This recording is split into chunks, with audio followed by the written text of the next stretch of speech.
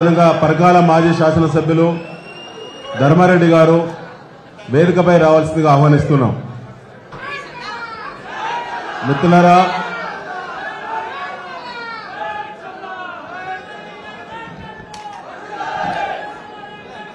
రన్న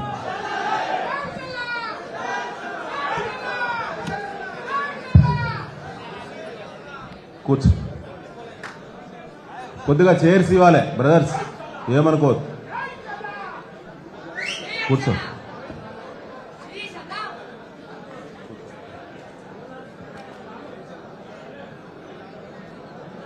కొద్దిగా ఓర్చుకోవాలి ప్లీజ్. మిత్రులారా, కూర్చో కూర్చో. మిత్రులారా, ఇటీవల జరిగిన పరిణామాల గురించి మనందరికీ తెలుసు. అన్ని అవకాశాలు తీసుకొని కేసీఆర్ గారిని మోసం చేసి వారి కూతురుకు టికెట్ తీసుకొని శాసనసభ్యుడిగా ఇటీవల కాలంలో మరోమారు ఎన్నికై అంతకంటే ముందు ఎన్నో పదవులను అనుభవించి మనందరినీ నట్టేట ముంచే కుట్ర చేసినటువంటి ఈ జిల్లాలోనే అతిపెద్ద రాజకీయ కుట్రదారు కడియం శ్రీహరి, ఆయన బిడ్డ ఎవరు పోటీ చేసినా చిత్తుగా ఓడించడానికి మనందరం కంకణబద్దులు కావాలని చెప్పి నేను మరొకసారి మీ అందరికీ చేతులు జోడి విజ్ఞప్తి చేస్తా ఉన్నాను.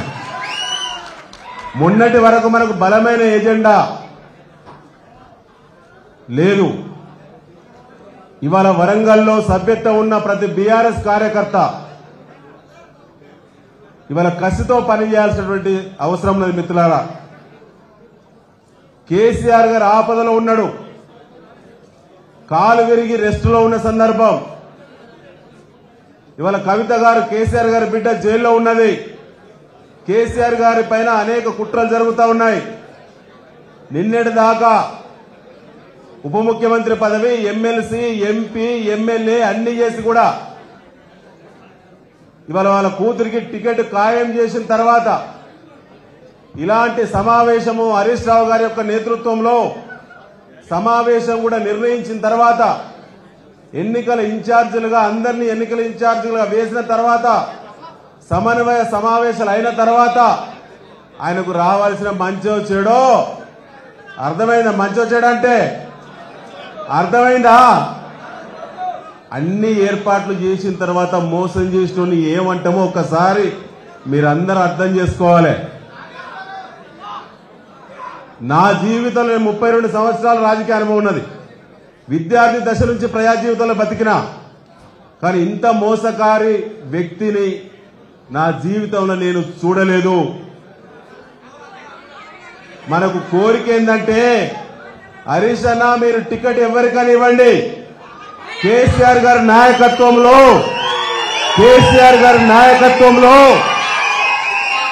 కడియం రాజకీయ సన్యాసం ఈ పార్లమెంట్ ఎన్నికలతో తీసుకునే బాధ్యత మాది అని చెప్పి సందర్భంగా మీకు ప్రమాణం చేసి చెప్పదలుచుకున్నాం.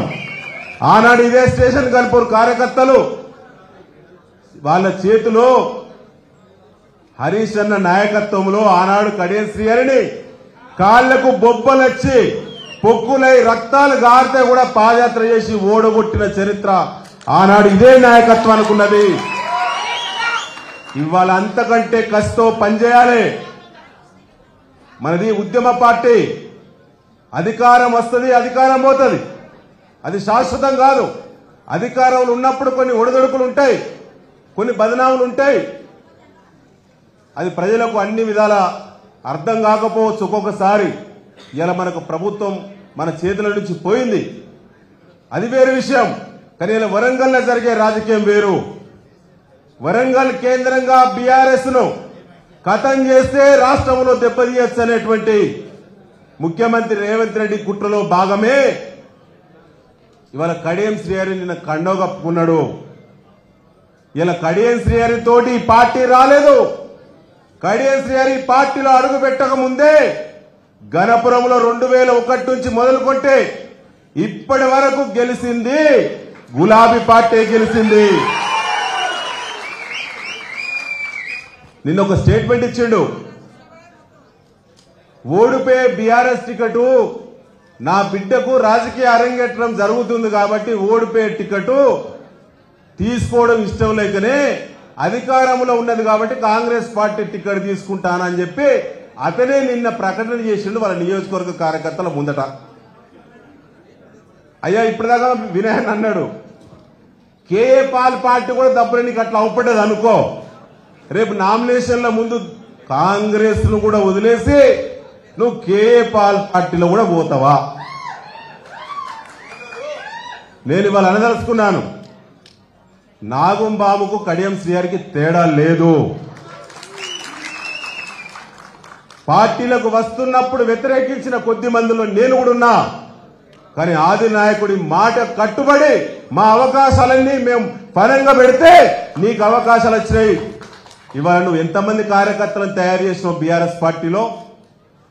నీ ఎంబడి ఏ 10 మందిని పట్టుకొచ్చినావో అదే 10 మందిని పట్టుకొని పోయినావు. గణపురంలో వరంగల్ జిల్లాల్లో ఉప ముఖ్యమంత్రి స్థాయిలో కేసీఆర్ గారి తర్వాత అతి ప్రాధాన్యత పొందిన ఏకైక వ్యక్తి నువ్వు కదా. గతంలో పొందిన వాళ్ళపైన కుట్రలు చేసి నువ్వు చేసిన డ్రామాలు అందరికీ తెలుసు. కానీ 75 ఏళ్ల వయసు, కొత్త తరానికి యువతరానికి ఏ మెసేజ్ ఇస్తున్నావు కడియం శ్రీహరి గారు? ఇదేనా నీ సంస్కారం? ఇదేనా నీ చదువు? మీకు వచ్చిన పరిణతి ఇదేనా? 4 దశాబ్దాల అనుభవం చెప్పినావు కదా.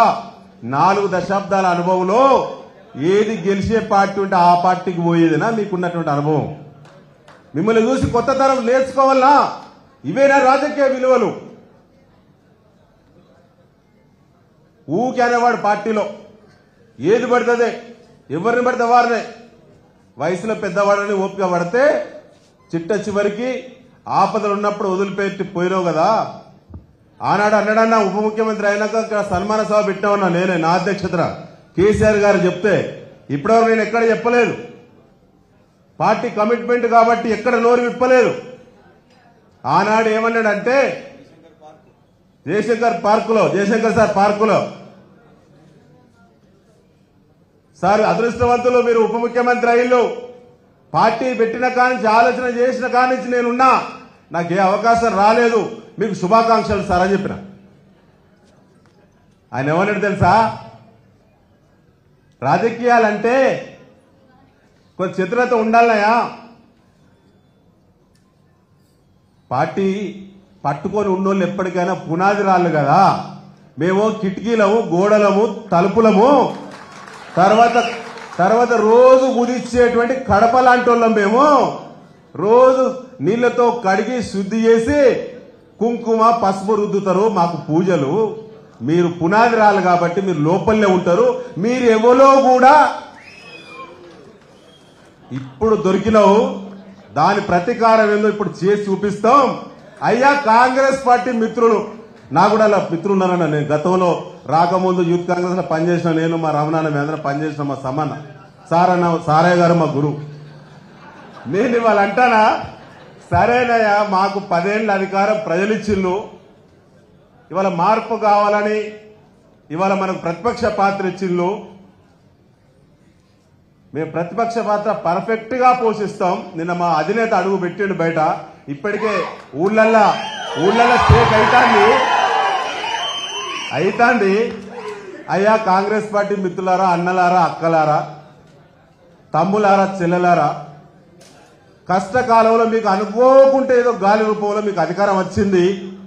చినిగిపోయిన బట్టలు, ఊసిపోయే చెప్పులతో 10 ఏళ్లు మీరు ఏదో బతికిలు మీ పార్టీలా.